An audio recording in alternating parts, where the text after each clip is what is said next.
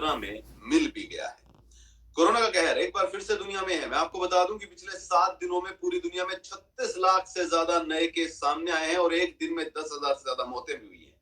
चीन में ओमिक्रॉन के सब वेरिएंट BF7 की वजह से रिकॉर्ड मामले सामने आ रहे हैं और अब गुजरात के वडोदरा में भी BF7 का एक केस दर्ज किया गया है, जो बहुत ज्यादा चिंता का विषय है।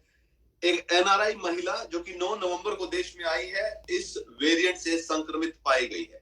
गुजरात में 2 और मामले ऐसे सामने आए हैं जिनको लेकर कहा जा रहा है कि वे भी BF7 से संक्रमित है, लेकिन अभी तक इसकी पुष्टि नहीं हो पाई है और सैंपल को आगे जांच के लिए भेज दिया गया है। वैसे तो BF7 के पहले भी देश में मामले आए हैं। अक्टूबर में भी इसका एक केस दर्ज हुआ था, लेकिन इस समय क्योंकि चीन में ये वायरस एक अलग स्तर पर कहर मचा रहा है, तो डर जो है वो है, चिंता जो है वो है।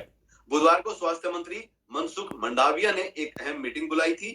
उस मीटिंग के बाद नीति आयोग के सदस्य डॉक्टर VK पॉल ने बताया है कि पैनिक होने की जरूरत नहीं है। मीटिंग में तय किया गया है कि कोरोना को लेकर हर हफ्ते स्वास्थ्य मंत्रालय में समीक्षा बैठक होगी।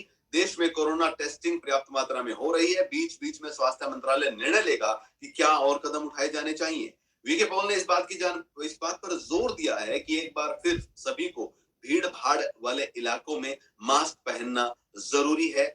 उनकी तरफ से बूस्टर डोज लेने पर भी जोर दिया गया है। जी हाँ, तो आपसे सभी से रिक्वेस्ट है कि अगर आप भीड़ भाड़ वाले इलाके में जाते हैं तो आपको मास्क लगाना अनिवार्य है।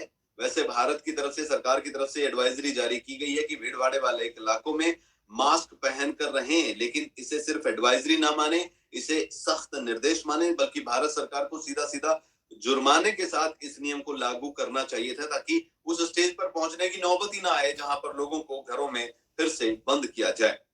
केंद्र सरकार पहले ही सावधानी बरतते हुए जो है कई प्रोग्राम्स को पर भी रोक लगाने की बात कह चुकी है। उन्होंने कांग्रेस के नेता राहुल गांधी को भी एक चिट्ठी दी है। उस चिट्ठी में कहा है कि यात्रा के दौरान सभी कोरोना प्रोटोकॉल जो है उनका सख्ती से पालन किया जाए। उनकी भारत जोड़ो यात्रा चल रही है। राहुल गांधी की तरफ से उस चिट्ठी पर कोई प्रतिक्रिया नहीं दी गई है, लेकिन राजस्थान के CM अशोक गहलोत ने 2 टूक में कहा है कि बीजेपी उनकी यात्रा से डर गई है और इस वजह से कोरोना का बहाना बना रही है। चीन की अगर बात करें तो वहां पर स्थिति जो है वो बहुत खतरनाक हो गई है। वहां पर जीरो कोविड पॉलिसी में ढील दी गई थी। लोग सड़कों पर थे, सरकार का विरोध कर रहे थे, जिसके चलते इसे हटाया गया और उसके बाद हालात बद से बदतर हो गए हैं, विस्फोटक रूप ले चुके हैं। हालात ऐसे बन गए हैं कि अस्पतालों में मरीजों के लिए बेड नहीं है। मरीजों के लिए बेड तो छोड़िए, मेडिकल स्टोर पर पर्याप्त दवाएं भी नहीं मिल रही है। शमशान घाट में लंबी लंबी कतारें हैं जहां पर पुलिस खड़ी होकर लाइन से संस्कार करवा रही है। चीन की तरफ से अभी तक मौत का आंकड़ा जारी नहीं किया गया, जो पहले भी नहीं किया गया था, लेकिन एक्सपर्ट बता रहे हैं कि साल 2023 में जनवरी और फरवरी में चीन में कोरोना एक भयंकर रूप से, भयंकर लहर के साथ आने वाला है। संकट ज्यादा इसलिए हो गया है क्योंकि अभी तक बुजुर्गों को कोरोना का टीका नहीं लगा है। चीन की सरकारी न्यूज एजेंसी शिन्हुआ के मुताबिक अब तक 60 साल के ऊपर लोगों को जो है उनमें 87% आबादी पूरी तरीके से वैक्सीनेट है। 80 साल से ऊपर के जो लोग हैं वो सिर्फ 66% ही वैक्सीनेट हो पाए हैं। और चाइना की अगर बात करें तो वहां पर बुजुर्गों की आबादी बहुत ज्यादा है। फिलहाल भारत सरकार की तरफ से कई अहम कदम उठाए जा रहे हैं। अगर उन कदमों की बात करें तो महाराष्ट्र में टास्क फोर्स, यूपी में टेस्टिंग, कर्नाटक में स्क्रीनिंग पर जोर दिया गया है। आपको ये भी बता दूंगी क्या क्या अभी तक जो है एहतियात के तौर पर कदम उठाए गए हैं। तो चीन से आ रहे कोरोना के आंकड़ों ने भारत सरकार को अलर्ट में कर दिया है। भारत के कई राज्यों में अपनी अपनी तैयारियां शुरू हो चुकी है।